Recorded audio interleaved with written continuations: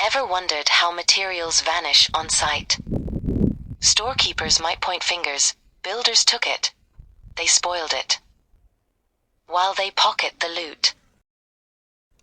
Bosses get frustrated. Builders get fired. Storekeeper keeps stealing. Ways storekeepers steal. 1. Under record deliveries.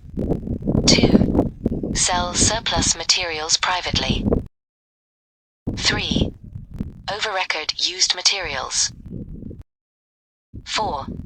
Collude with suppliers, divert goods. 5. Fake shortages, blame builders. 6. Cut deals with builders, split loot. Protect your site. How storekeepers get caught.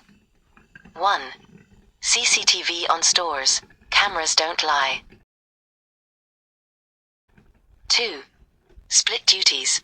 Multiple people sign off on stores. 3. Neighbors report oddities.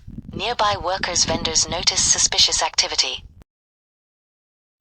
Don't forget to subscribe for more construction tips in Uganda. Share your own tips in the comments below, and check out our other videos.